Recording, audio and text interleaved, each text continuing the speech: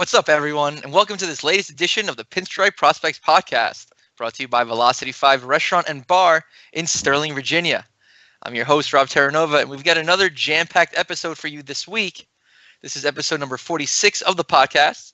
We'll be talking about Yankees spring training news and updates. Aaron Boone names his fifth starter for the Yankees rotation, and there is a brand new pinstripeprospects.com website up and running. But before we get to all of that, let me introduce our panel for this week. Joining us from Charleston, South Carolina, our River Dogs beat writer Joseph Dixon. How's it going down there, Joe? So far, so good, Rob. Just again, kind of like some of the players, I'm sure I'm getting sick of spring training, so I'm ready for the season to begin. Joe, just got to ask, we just got hit with our third nor'easter in about 2 weeks. How's the weather holding up in South Carolina?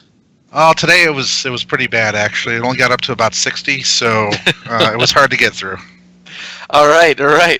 We feel your pain. Now, turning our attention to Scranton, Pennsylvania, where I know there's definitely some snow, our Scranton Wilkes-Barre Rail Riders beat reporter Tommy Romanelli. What's going on, Tommy? Not much, and believe it or not, we actually don't have snow. So I'm counting my blessings there. All right. And Tommy, a fantastic job filling in as host last week. I could never fill your shoes. I appreciate that. We'll take you far in life, my friend. And finally, from down in Sterling, Virginia, a man who knows the Yankee system inside and out. Don't get him started because he won't stop. Mr. Paul Pagnato III. What's up, Paul?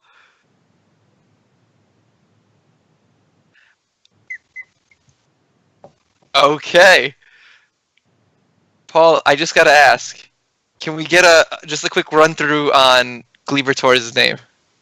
Gleyber Torres' name. I said it. I walked right into it. Statuesque. Hey, how you doing? All right. It appears some technical difficulties with Paul. Paul, we got you back? Yes, I am here. Can you guys hear me? Yes. Okay, good. But I heard you all along, so Gleyber. All right.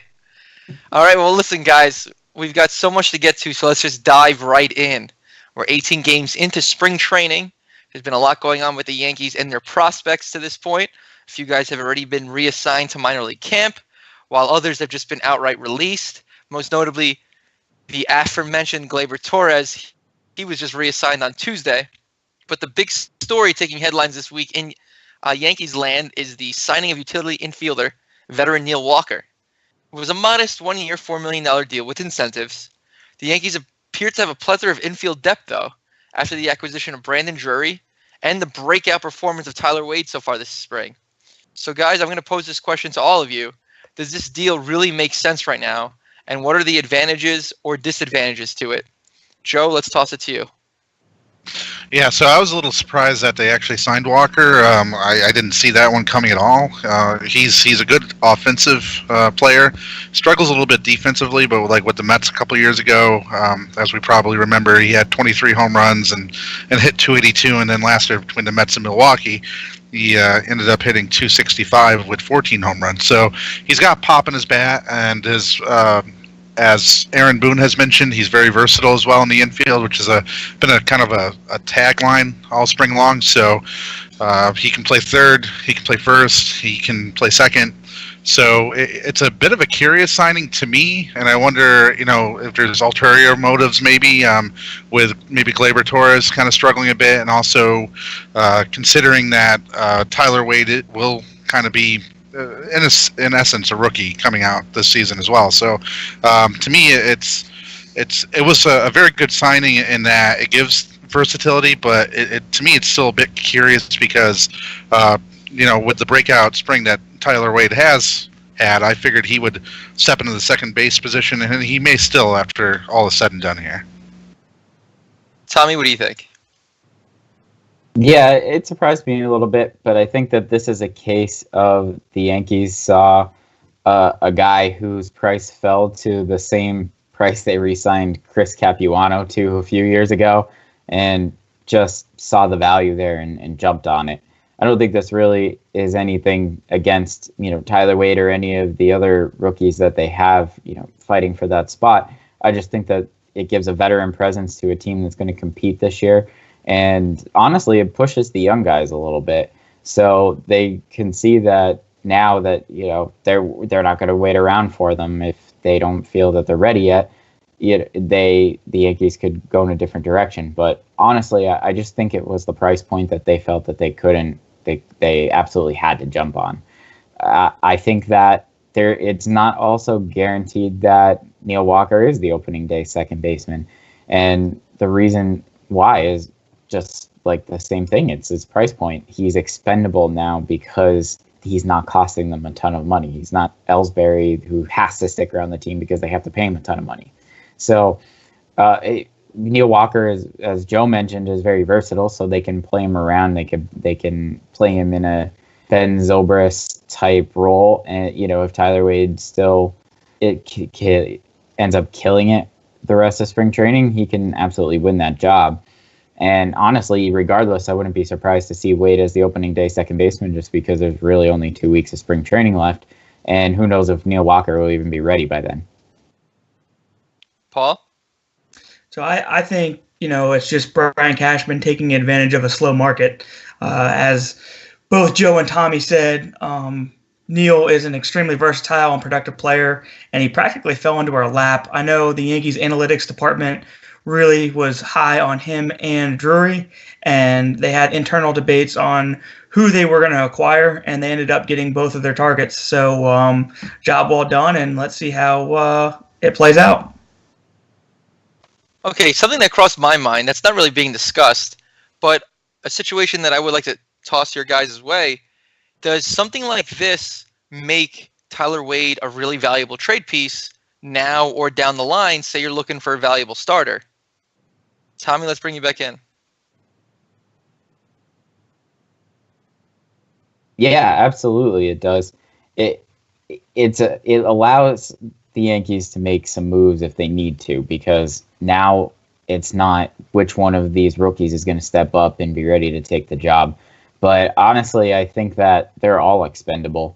With Drury and the potential that they think that he can have, it's very possible that he's an everyday third baseman, and now Andujar becomes expendable. So I think that when you're a team like the Yankees that's always trying to compete and win, their farm system, like in the past, is always going to be up for debate and trying to acquire better players, more established players.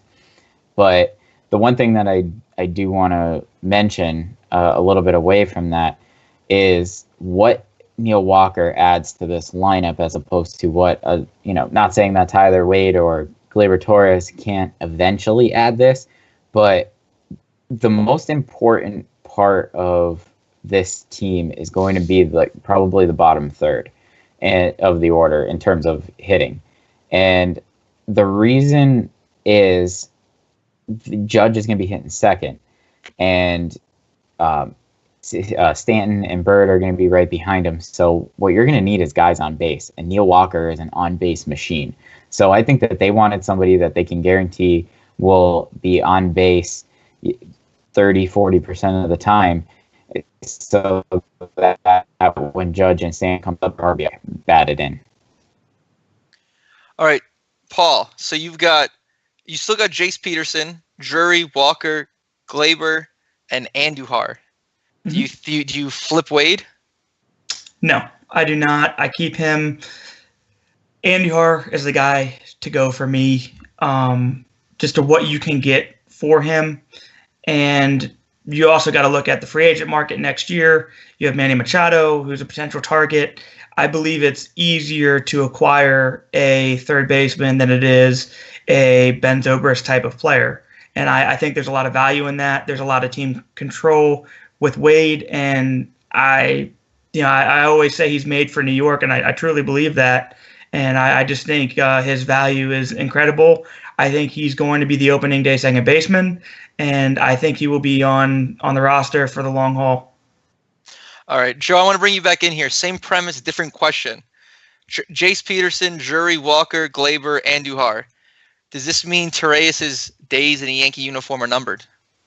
It could be. I mean, but not necessarily. It all depends on basically how these guys are going to fit in the clubhouse and such. Because one of the things with Torres that you can't underestimate is his clubhouse presence. He's one of the obviously he's one of the guys that helped the bench kind of rally around. And also when he came into play, he was versatile himself, being able to play short, second, third. So I don't think necessarily his days are numbered, but obviously with adding Drury and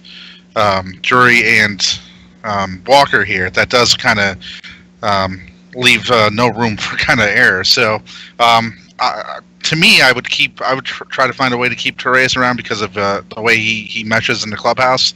But yeah, I mean, that's a good question, and we'll see as the spring goes down, because obviously Walker and Drury look to be around for the long haul. So that could leave Torres looking on the outside looking in. Absolutely. Paul, I know you're probably the number one fan of the Tonight Show. So anything to add to that? Actually, the one thing I did really want to add was about his minor league option that Torres has. Very, very important that we can stash him in AAA without losing him. That's a good point. That's a really good point. Tommy, do you want to jump in there? Well, yeah, I was just going to say that I think, though, at this point, it would almost be insulting to Torres to throw him in the minors, because, I mean, he has done a lot for this team.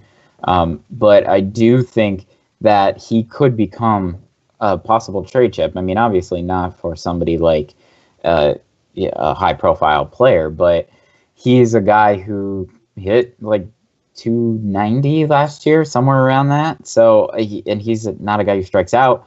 And he plays a ton of positions. A lot of teams would want that. And he's only, 24, 25 years old. So, but I think that Glaber, Wade, and Andujar have to stay no matter what. Okay. Let's toss Paul's scenario back out there a little differently. Tommy, staying with you. In August, who's still with the Yankees, Wade or Andujar, or both? I think both. I think that by far the Yankees value what type of talent they bring. Even, I think it was today, I saw that Aaron Boone, when talking about Tyler Wade, was just gushing over the skills that he brings. Brett Gardner,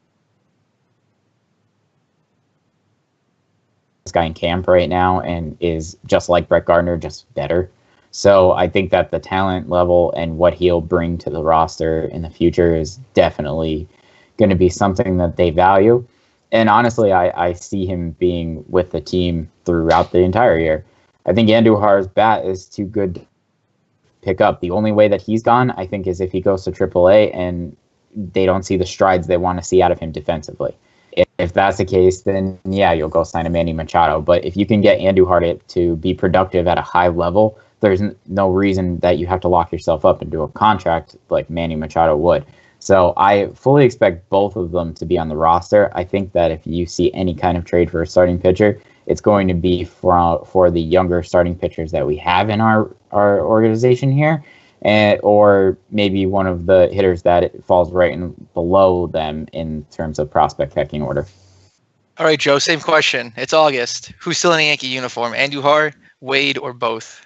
I would say both as well. I'm with Tommy on this. I don't think they're going to give up on these guys so easily, and I don't think necessarily they'll trade anybody unless there's like an offer that's too good to refuse. So I see Wade and Andujar sticking around. Andujar did open some eyes. He's kind of cooled off a bit, but he still has that potential that we've all seen up front and personally. And the thing with Andujar as well is that, again, and we mentioned this over the last couple of weeks, but he does work hard on his defense. I think that will come along, and I don't think it's as big as an issue as a lot of people are putting it out to be. And he still is a potential answer at third in the long run as well, I believe, even though they did get Drury. So he's a guy that if they can develop into a major league third baseman, that will give them a lot of control over their luxury tax goals. So I still see those guys around in August. All right, guys, I'm going to go against the grain here, and I'm going to say Wade gets flipped for a valuable player, whether it's a starting pitcher or someone else. You can't keep collecting all these commodities and keep everyone. Wade showed that he is major league ready, and he can be very valuable. I think the Yankees pull off that trade for Drury because they like him long term and they want him there. You've got two stud prospects with Andujar and Torres. So one of the Torres. with Andujar and Torres. So one of them is going to be playing one of those positions full time. I just think that it's a stocked cupboard, and I think they're going to have to flip one of them. And I think right now Tyler Wade brings you the best return, even though biasly I really like the kid, and it would be nice to see him stay with the team. But moving on, but staying with spring training, a lot of shuffling has gone on this past week with players, as I said at the top, being reassigned or just outright released. I know before we started recording, Tommy, we discussed the release of Danny Espinosa outright and some guys getting sent to minor league camp, most notably on Tuesday. Again, we said this at the top, was Gleyber Torres, and Justice Sheffield got reassigned as well. So, guys, just curious, with all the moves, what surprised you the most and what stood out the most? Let's stay with you, Joe. So I don't think I was surprised by any of these moves, actually, because Justice Sheffield did struggle, and obviously Gleyber, he's going to need time as far as coming back from that injury from last year, because, I mean, he's obviously been rusty. He hasn't looked like the same player that we saw coming up through the system. So he's going to need time to kind of get back in stride. Aaron Boone was talking about that today, that he's not far from getting back into the groove and clicking again. So I think neither of these moves were really shocking, and I don't see any of the demotions to minor league camp so far has been all that surprising or shocking. And also, in the grand scheme of things with Gleyber, and we've talked about this, it's better that he starts off, to me, in AAA for a month, and then that keeps that extra year of control. So it all kind of makes sense right now, considering the way he has performed and his contract situation. Paul? Yeah, I thought Joe said it pretty good. Not really surprised by any move. I will say I wish it was a better situation with Gleyber. I love watching him play. I did see good things out of him. The bat just rusty. He'll be fine. I do think the second base position will be his by the end of the year. So I'm just looking forward to seeing that. Tommy? Yeah, there's no doubt in my mind that the long-term second baseman is Gleyber Torres. It's been 9 months since he's played in real games, so he's definitely rusty. He needs to just go. And honestly, even when he was in AAA, he didn't have that much time to adjust. So there's a lot of breaking pitches that he didn't even get to experience at the AAA level that is important for development of a young hitter that he didn't get to see, and now he's seeing it from a major league standpoint, facing real major league pitchers. So I'm not surprised that he struggled a bit this spring, but I fully expect him to come to AAA, get his at bats in, learn the ropes, adjust, and be ready to come up midseason to perform. Definitely. Great stuff, guys. Before we continue, a quick word from one of our sponsors. Attention cancer victims. If you or a loved one worked or visited Lower Manhattan in the months after the 9/11 attacks and have been diagnosed with cancer, federal benefits and health care may be available. Attorney Eddie Markowitz has helped many families recover substantial benefits from the September 11th Victims Compensation Fund. The James Zadroga Health and Compensation Act has been extended, but time is limited. Attorney Markowitz is proud to serve as counsel to the Zadroga family, so let him help you too. These benefits are not just for rescue workers, but to anyone who qualifies. The fund covers many cancers, including prostate, skin, lung, and breast. Please call 1-800-LAW-HELP. That's 1-800-LAW-HELP to see if you qualify. So back to talking baseball and the Yankees and their prospects.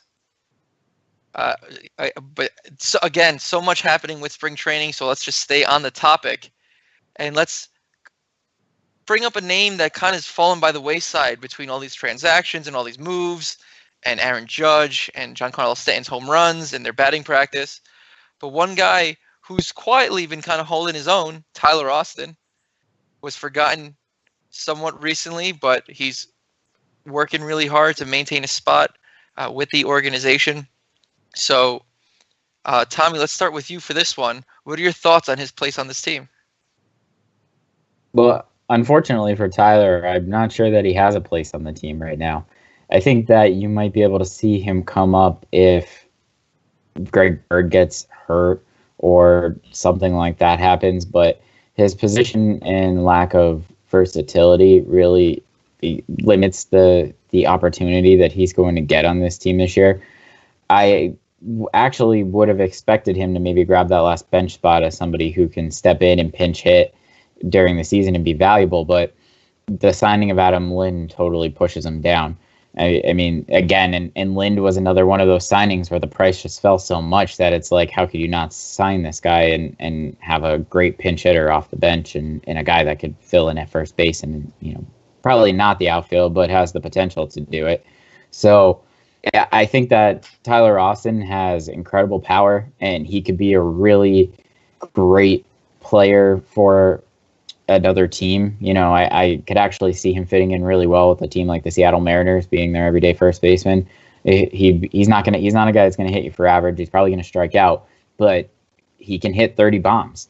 So I'm not surprised that he's having a really great spring. He's a really highly talented player who's forgotten because of all the injury history that he's had in the years.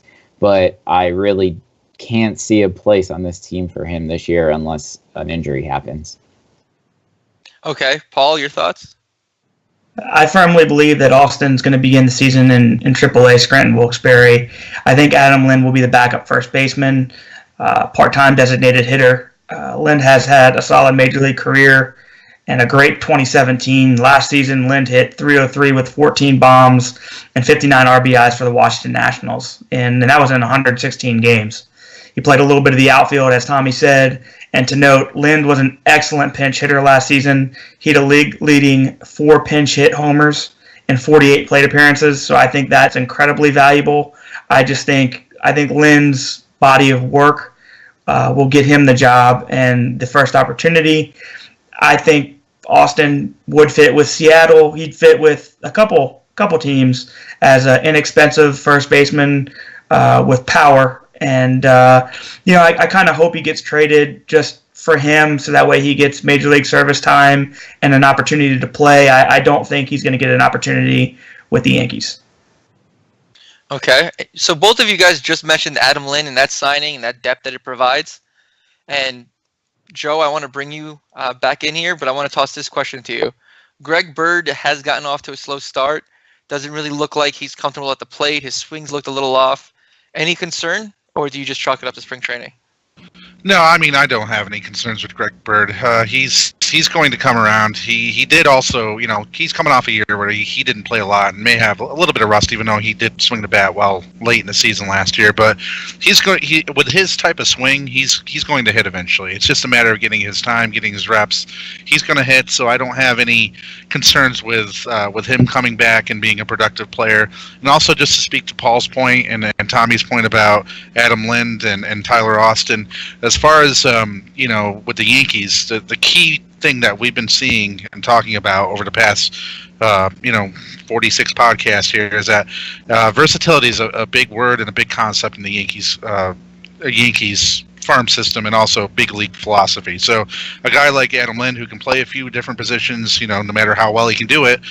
Same thing kind of with Neil Walker, who can play a few positions. And all the guys that you see like Kyle Holder, Tyler Estrada, guys who are being, made to play second, short, third. You're seeing a lot of versatility through the system. So that's a concept that I think the Yankees are putting a lot of stock into. So with that said, I think that's where kind of Tyler Austin will fall off, and hopefully he'll get a chance somewhere else because I don't think he's pretty much blocked. It reminds me of kind of Orestes Estrada when he was with Columbus. It seemed like forever behind Don Mattingly in the 80s to kind of give you some perspective. So I'm not worried about Greg Bird. He'll be fine, and and hopefully Tyler Austin can find a place somewhere. And Paul, I know that you've been outspoken about the importance of Greg Bird to this lineup and the role he's going to play, especially if he's going to break up some of those righties. You put any concern at all in his slow start here in spring training? I actually disagree with Joe. I say yes, absolutely. I'm concerned. We all know what his potential is, especially us here at Pinstriped Prospects, because we've seen him succeed at every level in the minor leagues throughout his career and the Arizona Fall League. However, he is just a career 227 hitter at the major league level. And entering Tuesday, he's just batting 148 and 27 at-bats with no home runs. The power is the one thing that has showed at the big league level, and it's not showing yet. The spring, the bird is just oft injured. He's 25 years old, and he is by far the first baseman with the highest upside in the organization. However, I am firmly beginning to doubt if he's ever going to reach his potential. All right, Tommy, bird is the word. Anything to add? Well, yeah, I'm not concerned about it, and for a few reasons. I've said this before, and I still firmly believe that out of every hitter the Yankees have in their organization right now, he has the most pure swing. I think that it's only a matter of time where he breaks out. But if you kind of notice, he's not getting as many at-bats as you would expect him to get, especially what he got last year. And I think the reason for that is because they're trying to keep him healthy through spring training. So it's possible that he's just not getting his timing down right. So that's where I see it. I mean, he hit well in the playoffs, so it's not like much change between then and now, like on the biggest stage. I honestly just think it's a timing thing. It happens. A lot of hitters struggle in spring training, and the thing that works for him is that even when he's struggling, he can still work a walk. He's got an incredible eye. But there was, in my time here watching the Rail Riders, there's only been a few times that I've actually said, wow. The first one was when Gary Sanchez hit a ball out of PNC Field. It's by far the longest home run I've ever seen. Wow. And the second one was when I saw Judge for the first time and couldn't believe how big he was. And then the third one was Greg Bird's first at-bat. I just couldn't believe what a quality at-bat a guy at that level was putting on who just got called up to AAA. So I just think it speaks volumes to the type of potential he has, and I'm not worried at all. So, Tommy, would you say you're anticipating a Mark Teixeira-esque slow start? Maybe a slow April? Yeah, I wouldn't be surprised. I mean, again, I think that the next couple of weeks you're going to see his at-bats ramp up, and you'll see him get his timing down. But with Greg Bird, honestly, it always seems to be just getting the timing of that fastball down, and that's when he's going right. When he is not going right and his timing is off, he's behind those fastballs, and sometimes it looks ugly. But eventually he does turn it on, and he ends up just killing it. So, yeah, I wouldn't be surprised to see him, just take a little bit of time to heat up. And, that's might be what we're seeing now. All right, guys, changing gears a little bit and not talking about prospects, but major league players who will play a pivotal role if the Yankees are going to be successful this season. Talking about front-end starters, Tanaka and Luis Severino. Both guys so far off to some good starts in spring training, but the old adage is whatever happens in spring training, forget about it because it doesn't matter. But I want to start with you here, Paul. Obviously, the Yankees' success is going to go with the success of these two guys. Who stood out to you more so far in spring, Tanaka or Severino? And who do you think is going to be more pivotal to the Yankees' success if they're going to make that run to the World Series like a lot of people expect them to? Well, there's no question, Luis Severino. I was very, very impressed with Luis. He made his spring debut on Thursday and impressed over 3.1 innings of work. The Yankees ace walked 1, struck out 3, and limited the Phillies offense to just 1 earned run and 3 hits. His stuff looked pretty good. I think he's fired up, amped to go. He's going to get that opening day start. Tanaka, it's kind of a tale of two springs, last spring and this spring, and even the spring before that. He had a really good spring, led the league in ERA, the Grapefruit League in ERA, and pitched horrible during the regular season. He had a worst season last year.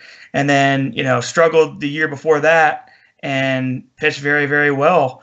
I just think it's more about kind of his command and his feel.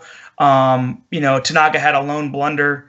Bobby Wilson connected for a 2-run homer on Monday evening against the Minnesota Twins. But Tanaka struck out 6, walked 1 over 4 innings of work. The Japanese native looked much better on Monday than his disastrous spring debut last week. Tommy? Yeah, I actually am on the other side of the fence from Paul here. I think that Tanaka is way more important to this team this year. And the reason why I say that is because I think at this point we kind of expect Luis Severino to be the ace, and we know what kind of stuff he has. I think it's just expected that he's going to go out there and dominate. So the rest of the rotation is really the question and probably the key to this entire team, and that starts with Tanaka. Because if Tanaka's not pitching well, and to be honest with you, I think Sonny Gray is a ace potential, and he is going to be a solid starter this year too, and probably a little bit more consistent.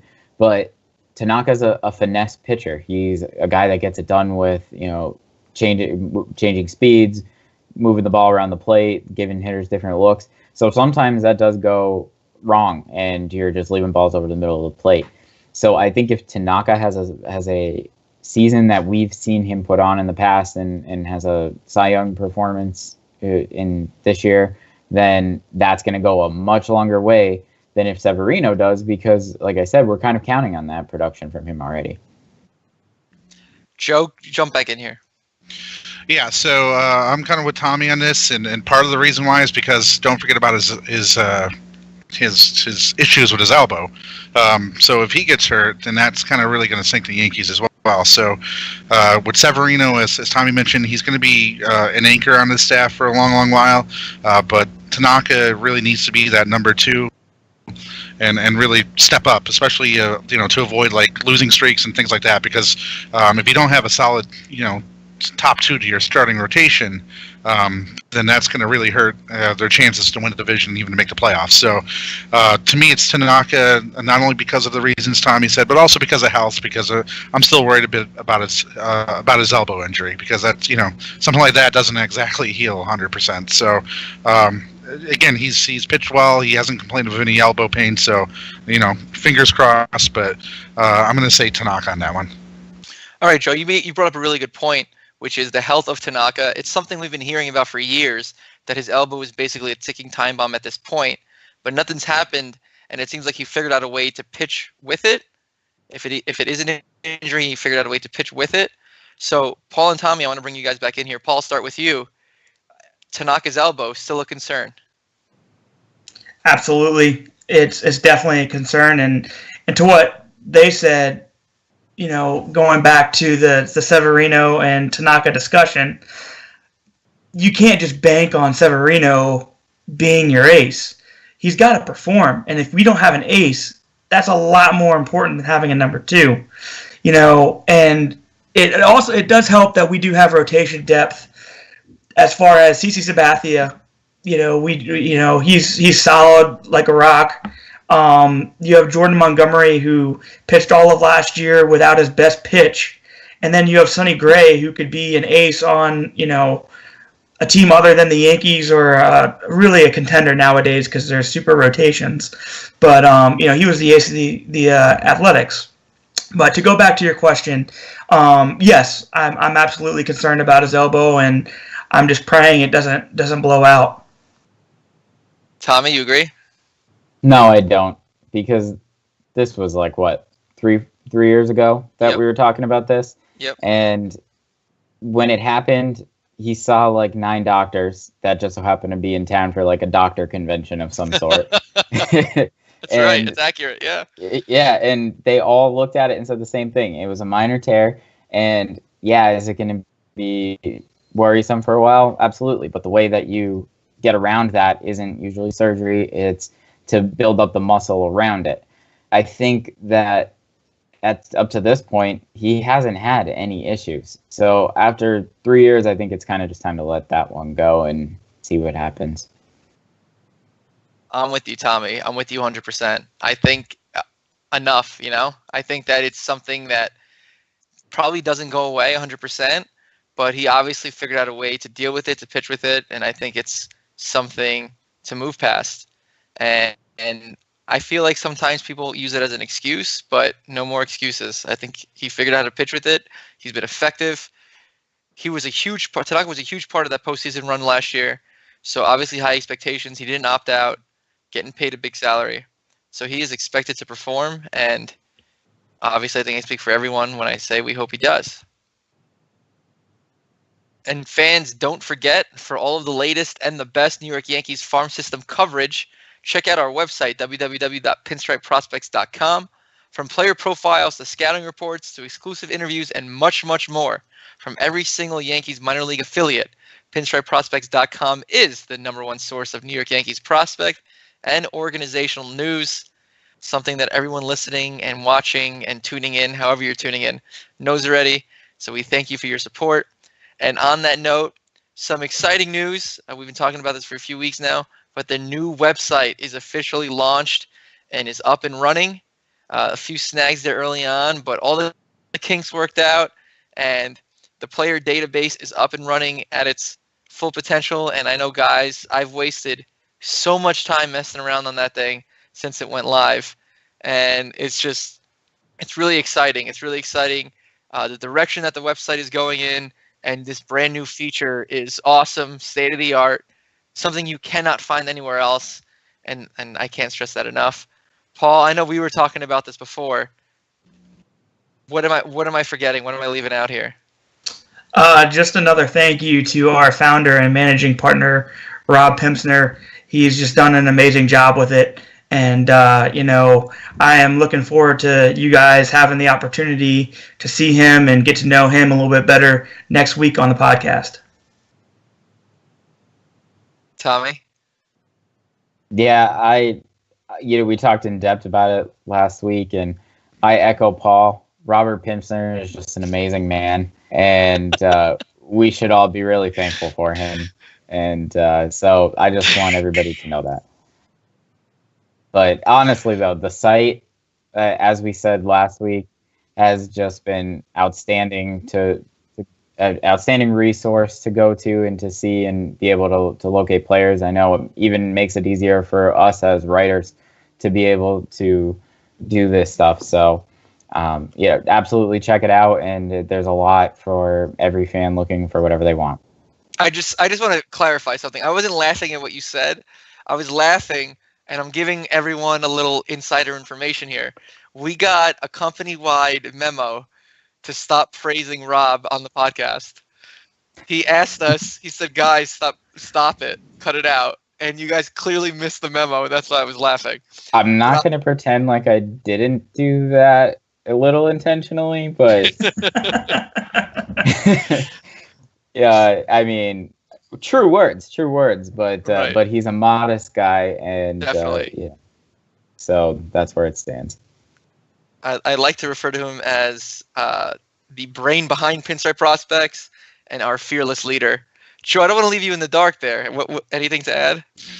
Well, yeah, just the one thing I want to throw in there, and this kind of starts with Rob next week, actually, ironically. But the great thing about this database will be the expanded video capabilities, and Rob will be down there along with you, getting some footage of some of these guys as well for the database. So, and obviously through the seasons, in each stop of the system, we'll have video as well. So that'll be a key thing for the player database. And we've only seen even though it's up and running and it's great, we're still adding content, and it'll only get better and better over time. Yes, and a nice little introduction there, Joe. So thank you for that. And something that you alluded to, Tommy, as well. Everyone will get a chance to see Rob on the podcast next week, because we will be live from minor league spring training, MILB Street, if you will, and we all will. So a live podcast from Tampa next week. We're going to have videos, photos, game notes, everything. The kitchen, we're going to throw in the kitchen sink too. We're doing everything. And it's going to be great. It's going to be the two Robs, myself, and like I said, our fearless leader, and the man who's really put his blood, sweat, and tears into this to make it what it is, and helping it to continue to grow every single day. So don't forget to tune in and check that out. Live podcast next week from Tampa. And Tommy, I know you're really looking forward to that. And Paul, I know you're looking forward to that as well. So, yeah, so we will be there. And that's Tommy, jump back in there. Sorry.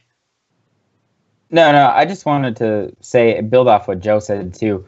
The one thing to remember is when you go to the website and you're looking at the new content and the new player database, it's something definitely to get excited about. I think that it's also important to remember that we are still in the early phases too. So as time goes on, more and more is going to be added. There's going to be so much more to do. So every single day that's going to be getting better. So for as awesome as you're going to think it is when you first go on, just know a week from now it's going to be that much more awesome.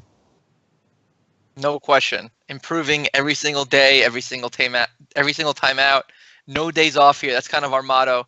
Also in the company-wide memo, no days off. So we are striving every single day to continue to give you the best New York Yankees farm system coverage. And on that note, let's keep this wagon moving. We've spent just about all of this podcast talking about the Yankees and their moves and spring training and who stuck out and who hasn't and who's gone where. So I think it only makes sense that we come to this point, which is what will the Yankees bench look like at the start of the season? Who's going to be there? Who won't be there? Who's got the chance for an early call-up? Paul, I want to bring you in here to start this conversation. Yankees bench, go. Well, long story short, I'll just fire him off. Romine as the backup catcher, Adam Lind, Walker, and Ellsbury if he's healthy. If not Ellsbury, then maybe a Torres. And I see Wade starting at second base. That's what I see. You didn't mention Drury. Drury's the starter at third base. Okay. All right. So Paul clearly not backing off the Tonight Show. Tommy, what do you think? Yeah, I kind of stole my thunder there, Paul. I think that Adam Lind is going to be a necessary part of the bench this year. I think that I'm going to go ahead and assume that Ellsbury is going to start the year on the DL. I think that that's where it's headed. I saw a tweet earlier today that said that that's what they're thinking at this moment. So with that in mind, I think that Tyler Wade is on. I think that Tyler Wade will probably be the starting second baseman, but overall for the season will probably be a bench player who is going to be able to fill in the outfield spots. I think that Ronald Torres is going to be on the team because he's just earned that right. And, of course, Austin Romine's the only one left. So I just think that it's actually pretty straightforward at this point. Everybody's going to have their own role, and there's a lot of guys that are going to be able to move around this year. So, to be honest with you, the bench spots aren't as important this year because you've got probably 3 or 4 guys that are going to be able to go from position to position. I just want to point out something that I know everyone who's listening or watching has noticed. Neither of you guys mentioned Neil Walker. I did. I said Walker, Lind, Ellsbury, and Romine. And if Ellsbury's on the DL, Torres replacing Ellsbury. Okay. And to be fair, I mean, my assumption was that Neil Walker was going to be the starting second baseman for most of the season. Okay. So that's why I think that Tyler Wade's going to start the year as the second baseman, but Neil Walker will be on the bench, but Tyler Wade will be a utility player going forward once he's ready to go.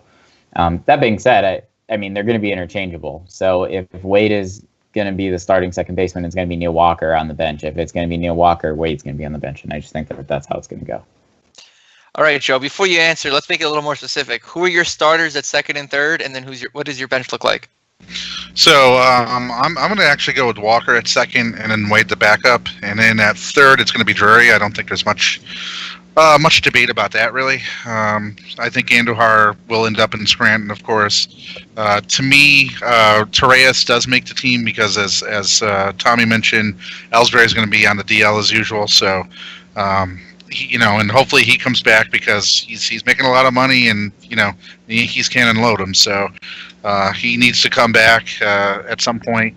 But yeah, I see actually Walker starting out at second. And the great thing, and I just wanted to bring this up, it may not even matter who starts off the season where, as we mentioned, because of the versatility of everyone, because there could be times where if Neil Walker gets on a hot streak, then he's in there. If Wade's on a hot streak, then he's in there. So, or if Drury, isn't playing well, then maybe he can throw Walker over there.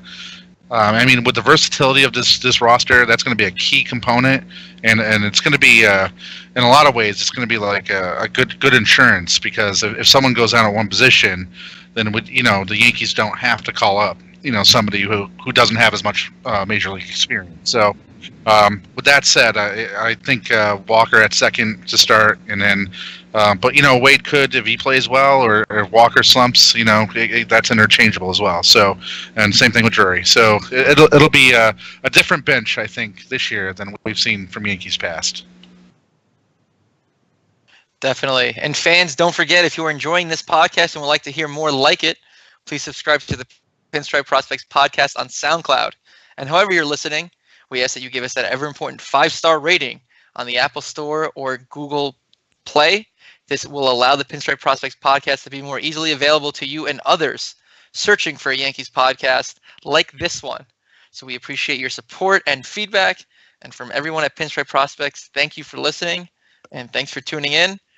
Guys, we are running out of time here.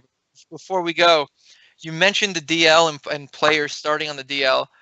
One player who clearly is going to start the season on the DL, Clint Frazier.